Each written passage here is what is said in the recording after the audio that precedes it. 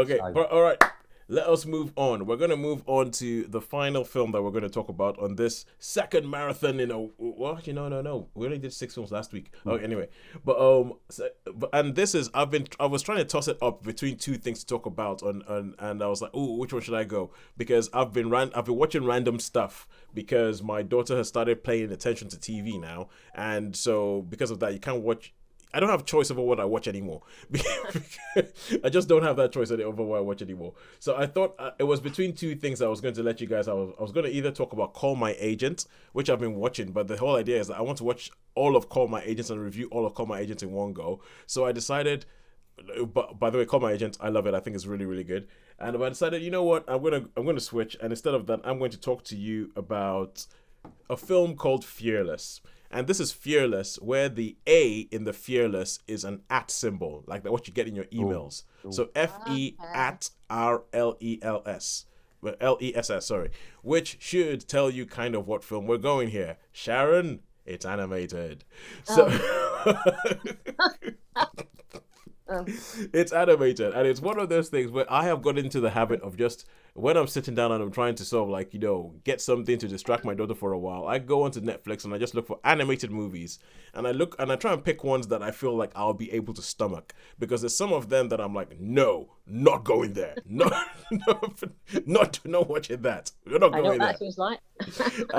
And there's some of them there's some of them that I'm like, okay, if I'm going to fall asleep I can put it on because it's not big. Like Animal Crackers was terrible. I only saw that halfway, like it only saw about half the film because I was asleep for the rest of it. It's terrible. But this is a film called Fearless, and the whole idea behind it is that it kicks off and you have this kid who plays video games, and he's playing this video game, and he's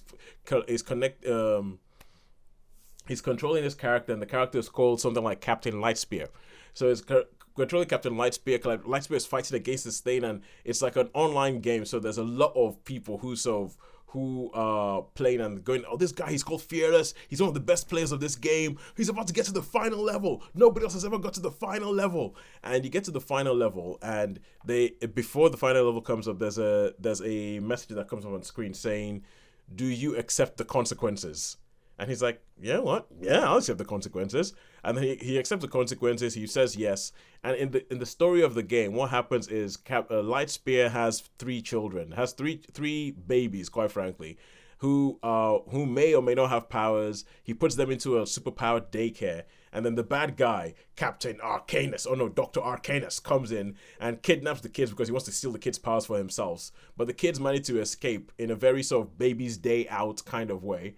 And that's where the thing comes up on the screen saying, do you accept the consequences? He says yes. And then what turns out is that there's this weird thing where by saying yes, he opens up a wormhole between the video game and his world. So a wormhole opens up, and then these three babies crash in his backyard.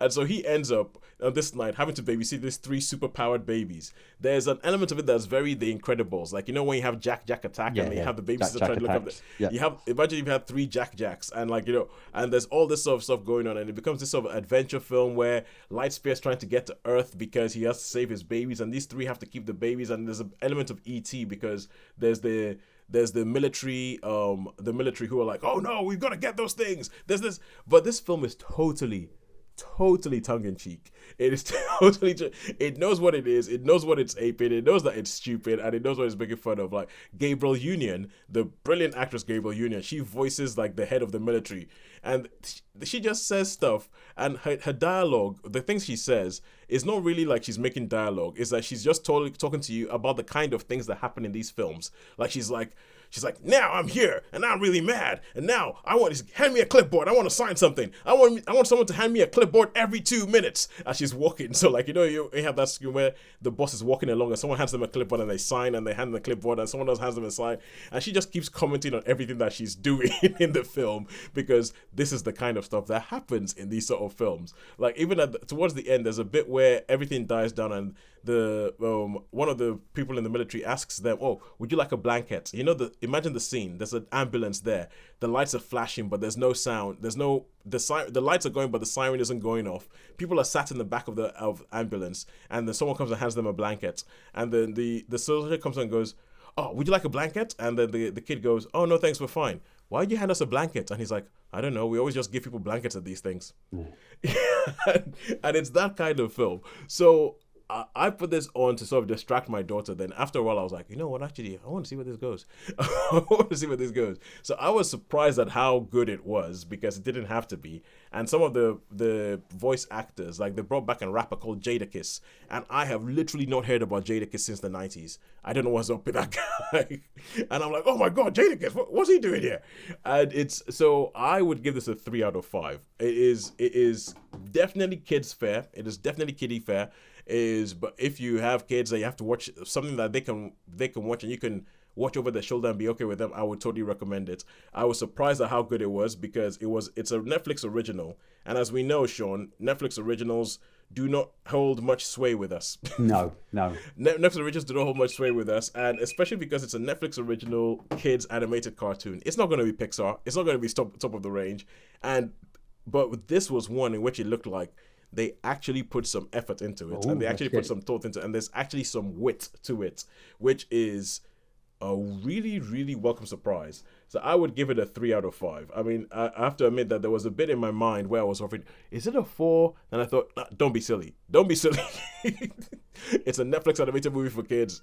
It might be, it's only because of your expectations that you're thinking that it's a 3. It's a 3. It's a 3 and it's a good 3. So that